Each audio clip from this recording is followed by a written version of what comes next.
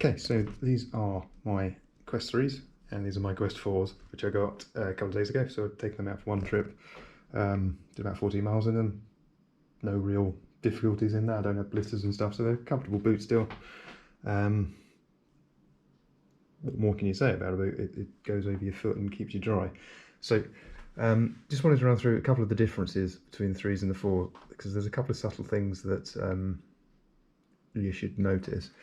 Obvious thing is this spacer on the lacing, so you get just an extra eyelet on the 3. I get why it's there, because I would sometimes be able to lace that far too tightly, and then you start getting a great deal of discomfort, because you just need a bit of flexibility there that gives you. There's some cost cutting going on, it seems. So at the front of the 4s, you've got this fabric tab now.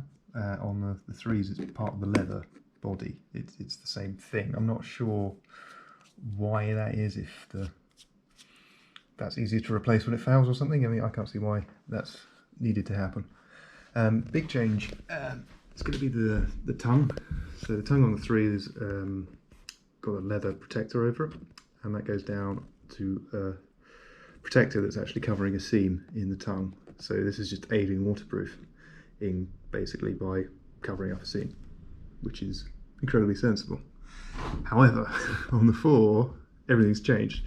You've lost this big cover at the top of the tongue, and then you've lost the cover on the seam. So the seam is now exposed.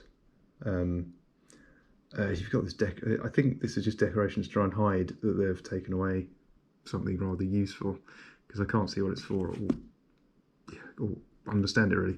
So that's disappointing, because you expect to see wet weather protection on a hiking boot. You don't expect to see it being removed like that, but that's exactly what's happened. It's also an odd bit of cost cutting. So if you actually compare the length of the laces, this might be to do with the spacer, but the 3s have a much longer lace than the 4s, and that is this isn't entirely scientific, but that is the full length of a. I'll look at it from there. Yeah, the 3s have longer laces, and they also seem slightly thicker. They're chunkier laces, so again, I think they just cut costs slightly on something as simple as a shoelace, which is the last thing you're going to want to snap.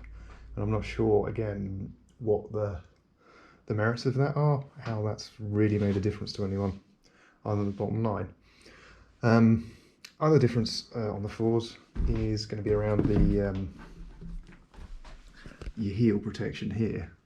So on the 4s, well, on the 3s rather, this is one solid piece, yeah, all single piece, really supportive, and there's no seams or anything that you're going to worry about.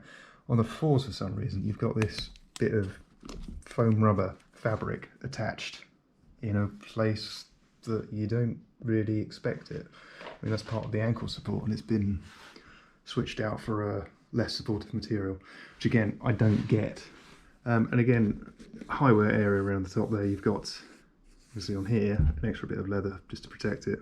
On here, they're taking that away. So you've just got almost a bit of suede there. And it looks a little bit strange. It is nice to see on the 3s you have this open area on the heel. On the 4s it's been covered in completely, so it's just one big heel protector. So that's actually quite nice, quite a subtle improvement. And that's really all about what you can say about it. It's a boot. The soles are obviously basically identical. Some changes, I mean, these seem to be chunkier than these, but it's not going to make a massive difference to anyone. So then, yeah, next thing is the overall verdict, or is it? No, it's not. It's just to complain about the leather as ever on Solomon's, because this leather is soaked in the water.